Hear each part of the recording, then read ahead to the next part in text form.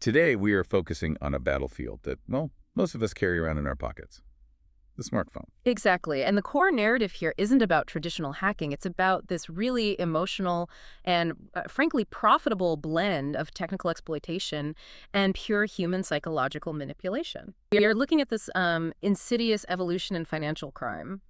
And the targets, our source material is very clear on this, are often the elderly, isolated individuals. They're acutely vulnerable. The whole thing is built around criminals who first establish trust. They call posing as a helper a bank representative or, and this is the most painful one, a desperate family member in crisis. Yeah. The phrase, they were calling to help, then they stole thousands. That's really the theme for this entire discussion. It is. And that's the critical insight we really need to unpack. Yeah. Our mission today is to understand how these two distinct and sophisticated forces have converged. Two forces. Yeah.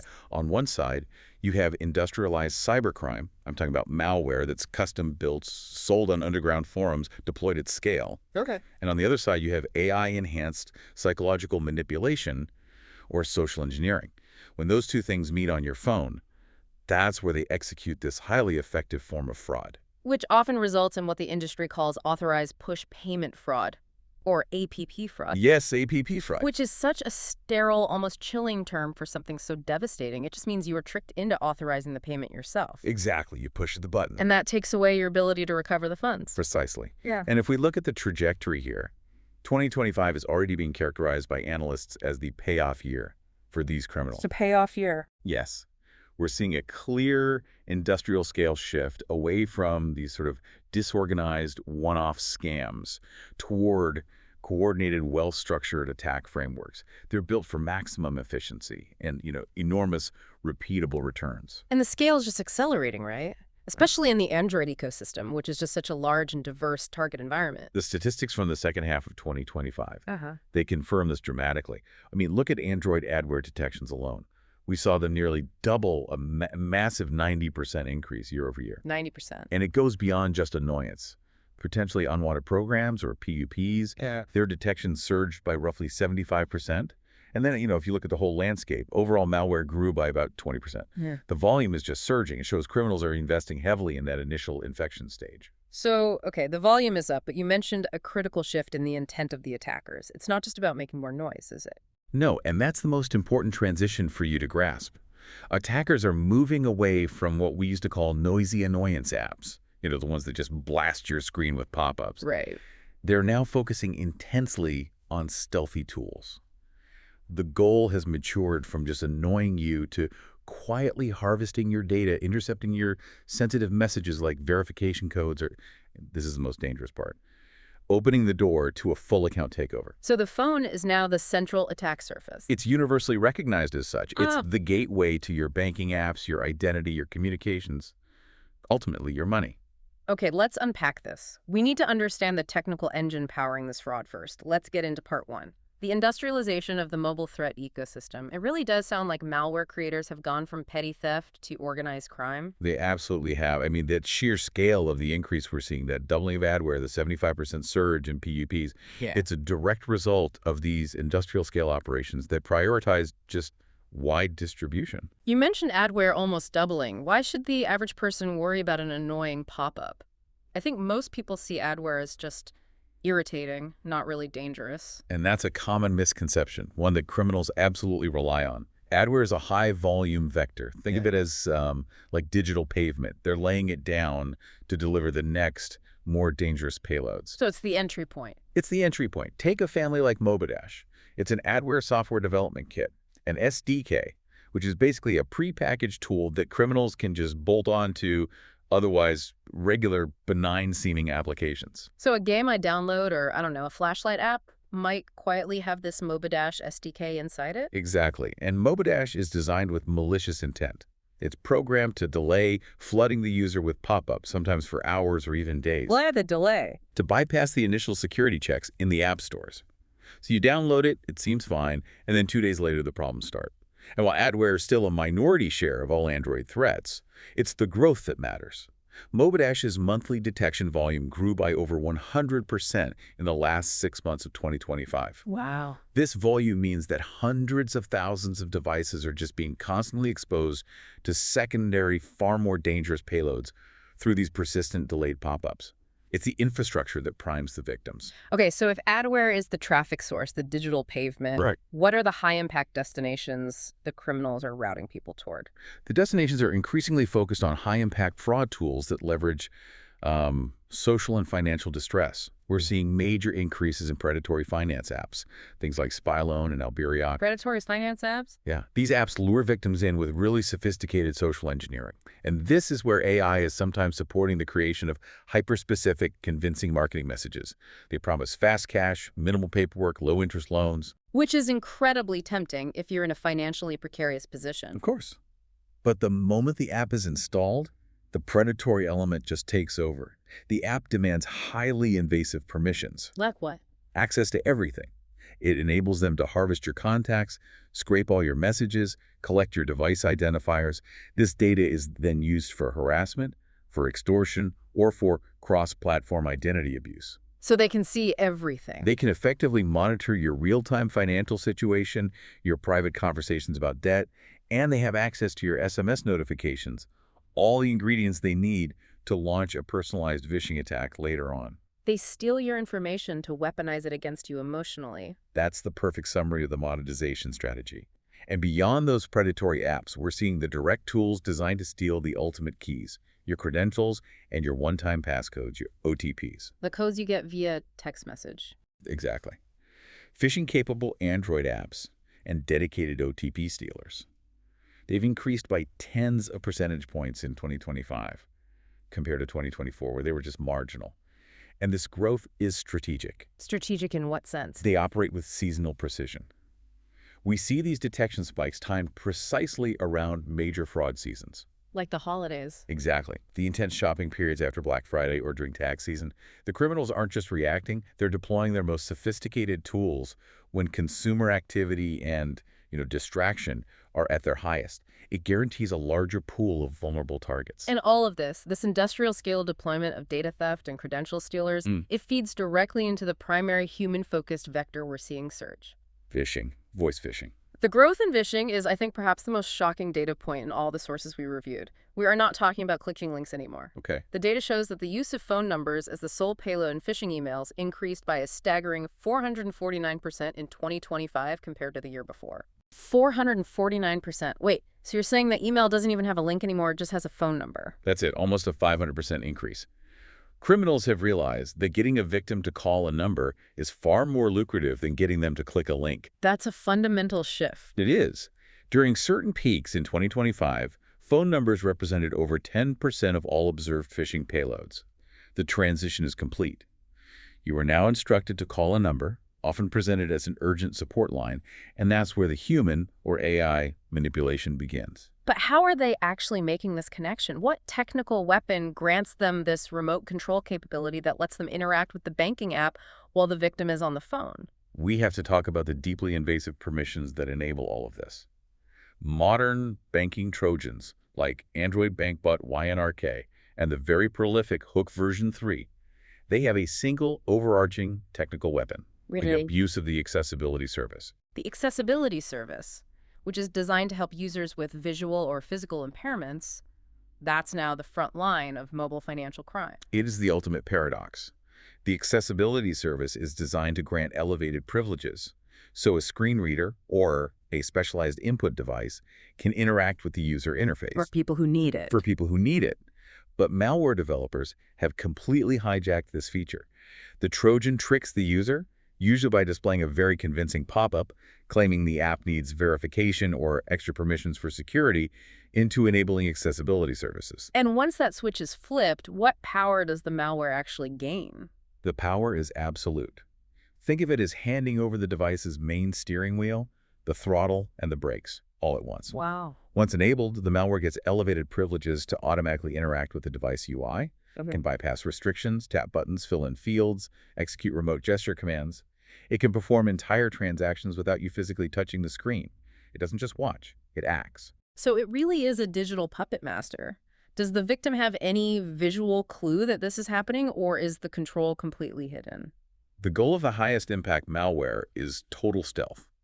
Trojans like Hook aren't just interested in transactional control. They're built for full surveillance. They can start constant screen capturing. It's essentially a high-definition VNC or streaming mode So the attacker is watching my screen in real time. in real time. They see every key press, every message, every moment. They can capture your audio, access your clipboard data, which is a common temporary storage spot for passwords or crypto keys, and they stealthily access your photos and files. And yet, even with this level of remote control, victims aren't realizing they're being robbed in the moment. How do they maintain that level of invisibility? It's all in the presentation. They use several sophisticated stealth tactics. One is displaying inject payloads. What are those? They're flawlessly duplicated fake banking app login screens that appear as an overlay the moment you open your legitimate app. You think you're typing your password into your bank's app. But I'm typing it into the attacker's server. Exactly. It seems low-tech compared to the accessibility abuse, but it's brutally effective. And there's more. And then there's the truly insidious technique, black screen overlays. This is used by malware like Elberiox.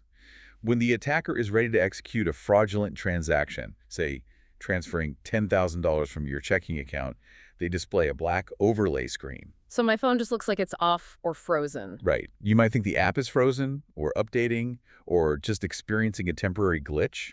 In the background, the attacker is executing the real-time fraudulent transfer, completely obscured from your view. That's terrifying. And to top it off, they intercept your notifications, especially the ones with your OTPs, using the notification listener service.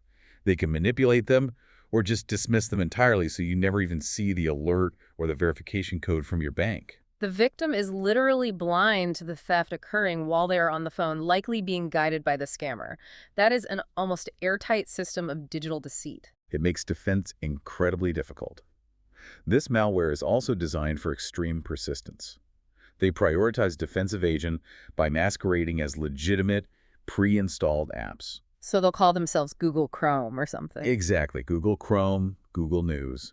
They also use techniques like broadcast receivers and abuse device admin permissions to make sure they relaunch immediately if you restart your device, even if you try to manually force close the process. And I'm guessing the code itself is hard to analyze. It's highly obfuscated. It's protected by software packers, making analysis incredibly resource-intensive for security researchers and mobile defenses. So that is the highly industrialized technical foundation. Now let's pivot to part 2, where the human element comes in. Because all that sophisticated malware, all those stealth tactics, they still require a human to be manipulated. Right. The technical tools are just half the story. The other half is the social engineering, which usually starts with a phone call designed to bypass your caution by applying massive psychological pressure. This is where we see the most profitable scams today. They play directly on trust, on fear, and on urgency. And they particularly target those individuals who are most inclined to trust authority figures or, family in distress. So let's break down the anatomy of these imposter scams. They succeed entirely because they immediately establish a position of assumed trust, right? The criminals use highly targeted impersonation. They'll pretend to be from your bank, from a government office like the IRS, or they'll pose as an essential tech support figure claiming to fix a security vulnerability on your computer. And of course, the family member. And crucially, they pose as relatives in distress. They use highly effective phone number spoofing, so the caller ID looks perfectly legitimate, like it's your bank's fraud line or your grandchild's cell number. And if they have data on me. If they have even a small amount of pre-existing personal information, which they likely got from the data harvesting malware we just discussed, or a public data breach, they can establish immediate devastating credibility.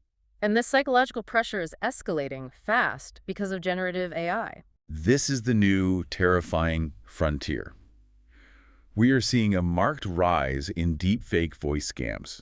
Fraudsters use AI to clone the voices of loved ones, a grandchild, a child, a parent, to call victims in a completely fabricated crisis. A fake crisis. A fake crisis. They'll usually demand immediate time-sensitive payment for something like emergency bail money or a certain non-existent health issue in a foreign country. It's hard to overstate the impact of that. You hear the voice of someone you love, frantic and pleading, that has to short-circuit rational thought immediately. That is the core design of the attack. And the technology is frighteningly efficient and accessible now. Scammers only need 3 to 4 seconds of a target's voice recording to clone a convincing, functional deepfake voice. Where do they get that recording? Anywhere. It can be easily scraped from social media videos, from a voicemail, or even just from intercepted calls. The emotional weight of hearing that voice immediately bypasses the victim's natural security protocols. It's why these calls are so financially devastating. That emotional hook then locks victims into other high-pressure tactics, like virtual kidnapping scams. Right. This specific scheme is predicated entirely on fear and urgency. The scammers will spoof a loved one's number, but the voice on the line might be the deepfake, or it could just be the scammer themselves. And then they demand ransom money be transferred immediately. And they keep you on the phone. They almost always insist that you do not hang up, that you do not contact law enforcement. And they pressure you into using those non-recoverable payment methods, wire transfer, crypto, gift cards, or a P2P app. The victim is under total coercive control, acting purely on instinct. Let's consider a real-world example that shows the convergence of trust and even a physical threat. The card replacement scam. The card replacement scam is a masterclass in establishing false authority. An imposter, often posing as a specialized fraud investigator from the victim's bank, calls and claims the victim's debit card has been compromised and fraudulent charges are being attempted. And the goal is to get the card and the PIN in. They ask for the PIN. I mean, that's the oldest trick in the book. It is, but they layer the deceit. Under the guise of verification, they ask for the PIN. Then, they instruct the victim that to cancel the compromised card, they must destroy it. They'll say, cut it up, slice it in half. Okay. But then they tell you that you must mail the physically cut-up card to a specific address they claim is the bank's security or processing center. So the victim thinks they're mailing a useless, cut-up piece of plastic, but they've already given up the PIN. What's the point of mailing the fragments? 2 reasons. First, the magnetic strip or the chip often remains intact even after a card is cut, especially if the cuts aren't perfectly aligned. I see. But second, and this is more important, the source material notes that this scam has become so advanced that sometimes they skip the mail entirely. They send a bank representative, a real person, a mule, to the victim's home to pick up the card for secure disposal. They send someone to your house. Yes. And this physical interaction, the sight of someone official-looking standing at your door, it provides a terrifying level of false legitimacy. It's incredibly effective at overriding skepticism, especially for isolated elderly victims who might be more trusting. That is deeply chilling. The final physical convergence of digital planning and on-the-ground execution.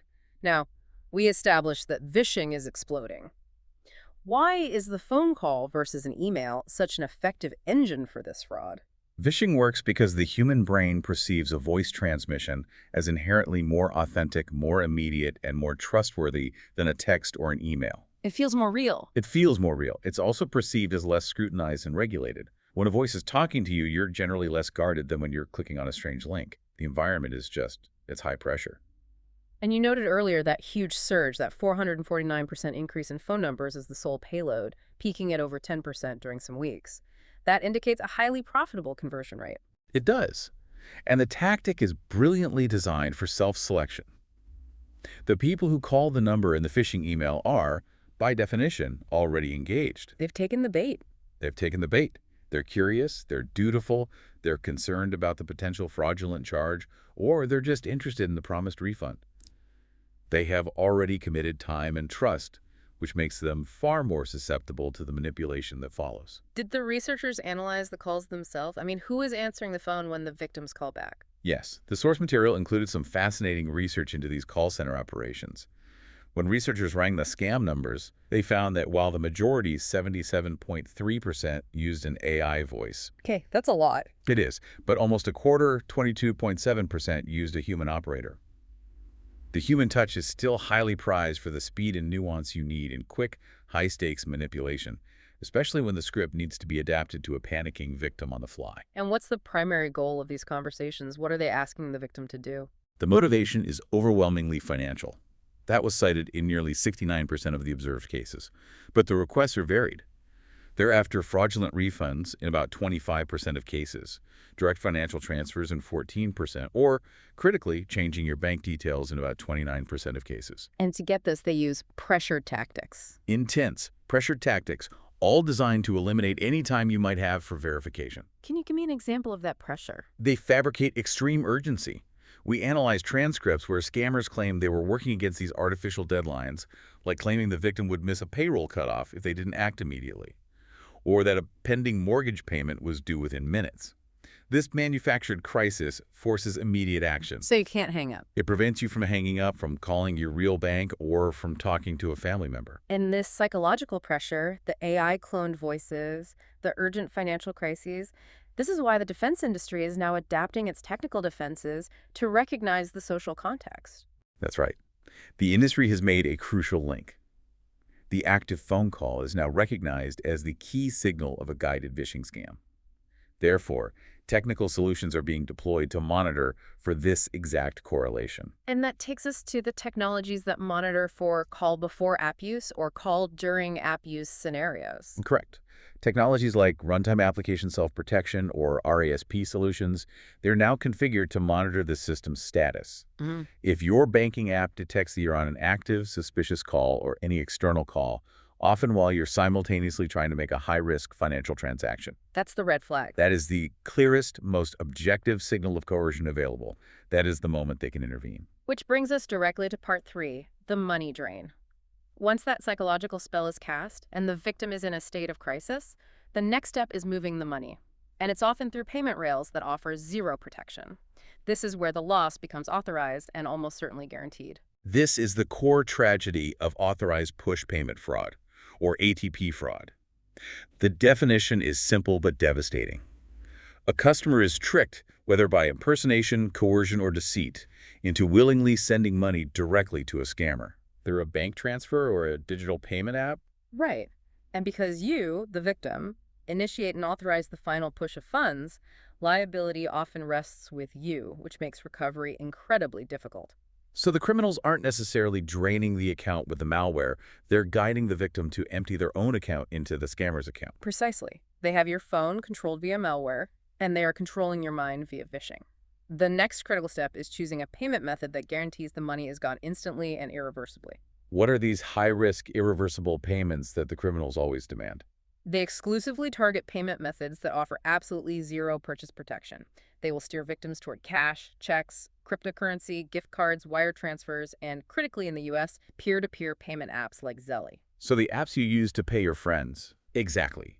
The source material is very clear. Sending money via these methods is exactly like handing over cash. You lose all control, and recovery is highly, highly unlikely once the transaction is authorized and completed.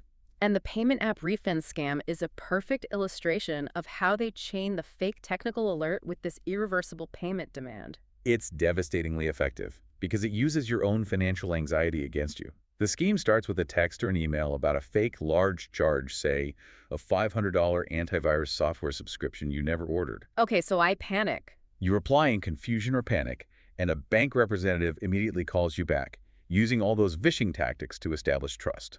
And the representative tells them they need to reverse the charge. Yes, but the reversal process is the actual scam. You're instructed to send money, the exact amount of the fake charge, or sometimes even more, via a P2P app, a gift card, or a wire transfer to a specific account the scammer provides. And they claim this reverses the charge. They claim this action reverses the fraudulent pending payment.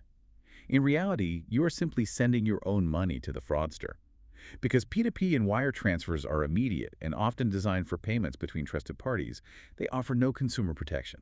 The money just vanishes instantly. Let's turn our attention to the institutions themselves. The data we reviewed provides a fascinating case study on neobank vulnerability, specifically focusing on digital challenger banks in the UK, like Revolut and Monzo. Why did these fast-growing digital-first banks become such a major target? Well, their explosive growth combined with their digital-first, low-friction authentication processes. It created an unintentional vulnerability. They prioritized ease of use and rapid onboarding, which unfortunately proved very attractive to sophisticated financial criminals. And the statistics from the Financial Ombudsman Service, the FOS in the UK, they paint a very stark picture. They do. FOS is the UK's independent body that handles customer complaints, and the data for 2024 and the first 8 months of 2025 is alarming. Revolut led all financial firms in authorized push payment fraud complaints lodged with FOS. A massive 3,242 cases in 2024. And that trend continued. It did. It continued into 2025 year-to-date, with 1,875 new cases. That concentration is critical because when you compare them to the traditional banking giants, the difference is profound. Absolutely. Traditional banks, like Barclays, have significantly larger retail customer bases. We're talking over 20 million customers. Yet Barclays had only 1,161 reported APP cases with FOS in that same 2025 period. So Revolut and Monzo have fewer customers but way more complaints. They have customer bases around 12, 13 million, so it shows a disproportionate concentration of fraud complaints lodged against these challenger banks. And the analysis of the outcomes. It suggests the initial handling of these fraud reports by the neobanks was also problematic. That's indicated by the uphold rates. Monzo, for example, had the highest uphold rate at 41% in 2025. What does that mean, uphold rate? It means that 41% of the time, FOS reviewed the case and sided with the customer, finding that Monzo had initially failed to adequately reimburse the victim. This suggests that even when customers were clearly victims of sophisticated APP fraud, they faced significant institutional challenges getting their money back. So what technical flaw were scammers leveraging to get into these accounts in the first place? A key vulnerability centered on the magic link flaw. Many of these digital challenger banks, like Monzo and Revolut, historically use this method for logging into a new device.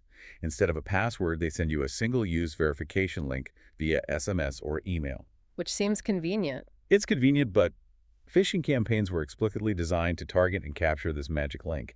An attacker sends a fake email or text prompting you to log in or verify your account. When you click, the legitimate bank sends a magic link, but the scammer's phishing page captures it before you can use it. And that one link is all they need. That's it. Capturing that single link grants the attacker full, high-friction access to the account. It completely bypasses the need for a traditional password or complex multi-factor authentication. Research uncovered dozens of fake login pages hosted in Russian IP space just dedicated to capturing these links. So the speed and low friction that was a core appeal of these banks became their greatest security vulnerability. It was a trade-off that criminals exploited ruthlessly. However, these institutions are responding with massive investment. What countermeasures are they employing to combat this unique blend of technical flaw and social engineering? Their response is significant and technologically advanced. Revolut, for example, publicly stated they prevented over $600 million in potential fraud in 2024 alone. That shows you the scale of the threat and their defensive investment. And what are they doing? They're dedicating large portions of their workforce and, critically, leveraging sophisticated AI models to fight financial crime. And how does that AI specifically stop this APP fraud? They're introducing AI-powered dynamic scam alerts, especially for high-risk transfers like those labeled friends and family, which, are generally ineligible for refunds. So how does it work? The system uses AI to rapidly analyze billions of data points in the moment a transaction is initiated. It checks the recipient's history, the amount relative to your normal spending, and even your transactional behavior before the push payment. If a high risk of coercion is detected, it sends progressively stricter, increasingly friction-filled alerts. The goal is to interrupt the victim's panic. To break the spell. To give them a moment of clear thought before the money is irreversibly gone. That seems like a powerful and necessary intervention. Let's use that as our springboard into part 4, fighting back. The defense strategy now relies on layers of protection, moving from hardening the app itself to authenticating the very intent of the user. Right. The first, most immediate defense layer is hardening the application itself, making it self-aware and capable of defending itself, even if the underlying device is compromised by malware. This is the realm of runtime application self-protection, or RASP. RASP sounds like the application is putting on its own digital armor. How is it fundamentally different from traditional antivirus software? Traditional antivirus is passive. It scans for known threats, known files. RASP is built directly into the application's code, and it's active.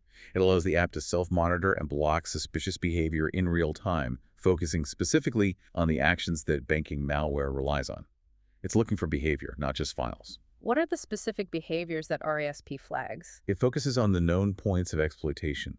It actively flags the abuse of the accessibility services, which we spent a lot of time on. It detects attempts at screen recording, especially in newer Android versions, which signals that VNC-style surveillance mode. And it flags the presence of phishing overlays by detecting the use of the display over other apps permission. So if it sees those things happening? If the app detects any of those things occurring, it can react immediately. It might terminate the session or show a critical, unskippable alert. And what does RASP do specifically to counter the phishing problem we identified? This is a critical development in mobile defense. RASP is programmed to actively monitor the system state for the presence of an active phone call while the banking app is in use, the call before app use or call during app use scenarios. Okay. So if the app detects that a high-value transaction is being attempted while you are simultaneously on a call, the system views that as a very high probability of coercion. At that point, the RASP solution can terminate the session, log you out, or present a dynamic, maybe even sound-based notification to prevent the fraudulent transfer. However, we noted earlier that technical defenses are often a cat-and-mouse game. A determined attacker can eventually defeat client-side checks like RASP. That is the core vulnerability. RASP raises the security bar immensely, and it stops the vast majority of opportunistic attacks. But a highly skilled, determined attacker, what we call a white box adversary, who has the app package and can decompile and modify the code, they can dedicate time to mapping the RASP logic and disabling the checks piece by piece. They can just turn it off. They can stub out the root detection logic or the emulator detection logic. It takes work, but it's possible. So if RASP is the application's armor, where are the critical secrets, the crown jewels protected when the attacker's already inside the application? They're protected by sophisticated cryptography and, crucially, strong server-side controls. For the most sensitive elements, like API keys or token generation secrets, standard encryption isn't enough. Instead, banks are turning to white box cryptography. White box cryptography, how is that different from, say, standard AES encryption? Well, traditional encryption, or black box crypto, assumes the attacker can't access the secret key. But if the attacker owns the device, they might be able to find that key in memory or storage. White box crypto changes the equation entirely. It intertwines the cryptographic key with the actual code that performs the encryption and decryption. It effectively hides the key within a complex, mathematically obfuscated network. So even if they control the device... Even if the attacker completely controls the runtime environment, even if they successfully bypass all the RASP checks, they still cannot separate the key from the code itself to reuse it somewhere else. That seems incredibly robust, but even the best cryptography can be undermined by poor network architecture. Absolutely. The technical analysis we reviewed highlighted the non-negotiable importance of package binding. This is a server-side best practice. When an application sends a request with an API key, the server must verify that the API key actually belongs to the correct original application package ID. So the server checks that the key is coming from the real app. Exactly. If this binding is missing, an attacker can perform an auth transplant attack. They steal a valid key from the compromised mobile environment and reuse it in a completely different unauthorized environment to access protected endpoints. A lack of binding instantly nullifies the protection offered by the most advanced crypto. If technical defenses are constantly evolving and the malware is getting smarter, then the final layer has to be about identifying the one thing malware can't replicate: human intention. That brings us to behavioral biometrics. This technology represents a huge strategic shift in fraud detection. We are moving from authenticating what device you're using to authenticating the intent of the user. Are you acting freely, or are you being coerced into making a payment? What are these systems tracking? You mentioned thousands of signals. Yeah, these platforms analyze more than 3,000 signals in real time to create a unique dynamic profile of the genuine customer. This is far beyond a simple fingerprint. It's how I use the phone. It's your subconscious, repeatable digital habits, your specific keystroke rhythm, the touch pressure you apply to the screen, your scroll velocity, how you hold the device, the navigational flow you typically follow. It also incorporates liveness detection to ensure a real person, not a deepfake mask or a bot, is present during high-security transactions. That sounds incredibly specific. So let's imagine our victim, normally a confident digital banking user, is now on a Vishing call being guided by the scammer. How does the system flag that coercion? It detects atypical behavior. If you're usually a quick, confident typer and navigate directly to the transfer screen, but suddenly your keystroke rhythm becomes halting, the touch pressure is inconsistent, and you're pausing, hunting and pecking, or scrolling erratically. While RASP confirms you're on an active phone call. Exactly. That confluence of signals is a massive red flag.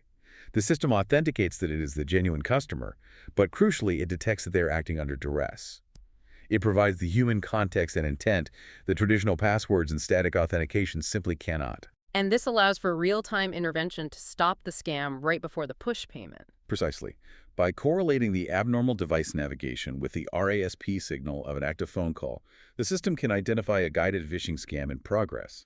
It can then intervene before the payment is executed, forcing a pause, perhaps by demanding a face scan or a confirmation that relies on genuine, uncoerced biometric input. It gives the user a vital moment to break the spell. Finally, we need to address the massive regulatory shifts that are driving these security changes, specifically the CFPB Personal Financial Data Rights Rule, known as Section 1033. This rule, finalized by the Consumer Financial Protection Bureau, the CFPB, in late 2024. It's foundational to establishing true open banking in the U.S. It's mandated under Section 1033 of the Consumer Financial Protection Act, and its security implications are profound. At its core, what does the rule require financial institutions to do? It mandates that financial institutions, credit card issuers, and other key financial providers must unlock your personal financial data and transfer it to another provider at your request, for free. To promote competition. Right, to promote competition. It gives you the power to shop for better rates or easily switch banks if you receive poor service or inadequate fraud protection. Okay, that's about consumer freedom. But what's the massive security gain here in the context of fighting mobile fraud? The security impact is transformative because the rule is explicitly designed to phase out the dangerous practice of screen scraping. What's that? Screen scraping is the common high-risk method where you have to share your highly sensitive account passwords with third-party apps like budgeting or investment trackers, so those apps can indiscriminately access your data by scraping the online portal. So instead of giving my password to a third-party budgeting app, the bank is now legally required to provide secure, limited access to my data via a standardized API. That is the core function and the critical security upgrade. The CFPB rule enforces a shift towards secure, permissioned APIs that limit what data is shared and how it's accessed. This drastically reduces the attack surface for bad actors who often target those third-party data handlers holding millions of customer login credentials. And it gives me more control. It gives you more control. The rule strengthens consumer protection by granting you the right to revoke that data access immediately and requires the data to be deleted upon revocation. This closes a huge vulnerability gap that was enabling account takeovers. The largest institutions have to comply starting in April 2026. This has been an intensely detailed deep dive, covering the frightening sophistication of the technical tools, the chilling effectiveness of AI-enhanced coercion, and the layers of defense being built in response. Let's bring it all back now to the key lessons for you, the listener. The most essential lesson is that modern attacks are fundamentally hybrid. They rely on combining highly efficient technical tools, malware, that automates theft via accessibility services with massive human vulnerability, usually triggered by urgency and fear delivered via the phone. So 3 key takeaways everyone needs to internalize immediately. Key takeaway 1, never trust the voice. Scammers can spoof legitimate numbers, and they can clone voices using AI, even voices of family members in crisis. If a bank, a government agency, or most importantly, a relative calls you unexpectedly demanding immediate action or payment. Especially if they tell you not to hang up. Right. You must pause, hang up immediately, and then call them back on a verified number, the one on the back of your debit card, the official website, or a confirmed trusted number for your family member. Key takeaway 2, guard your access. Be extremely cautious with high-impact mobile phone permissions. This is critical for Android users.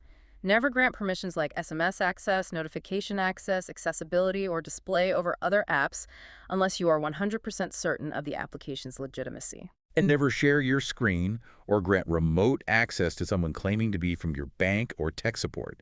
And for two-factor authentication, please shift away from vulnerable SMS codes to a dedicated, hardware-backed authentication app. And finally, And key takeaway 3, understand irrecoverable payments. Forms of payment like Zelle, wire transfers, gift cards, and cryptocurrency offer zero purchase protection. Scammers rely on your panic to move money via these irreversible rails. Once the money is sent, it is highly unlikely to be recovered because you authorized the push payment. so always pause. Always pause. Yeah. Verify the intended recipient independently and use protected forms of payment for purchases. This shift towards sophisticated mobile deceit is forcing financial institutions to rethink security at a foundational level, moving beyond passwords entirely. That's the core finding. The challenge of fighting mobile fraud is constantly constrained by a fundamental paradox. We design features like accessibility services to help users, but those same features become the main vector for criminal exploitation. This is even exacerbated by European regulations that mandate app compatibility with assistive technologies. So we're kind of stuck. If we connect this to the bigger picture, with new regulations like CFPB 3 pushing the entire financial industry towards secure APIs and away from risky authentication methods like magic links and screen scraping, the question isn't if, but when the industry achieves true zero trust. Okay. How long until the most critical financial institutions embrace truly hardware-backed behavioral authentication as the only defense capable of stopping the hybrid, human-centric scams that exploit the very accessibility features designed to help the vulnerable among us? A fascinating and critically important paradox to end on. Thank you for diving deep with us. We'll see you next time.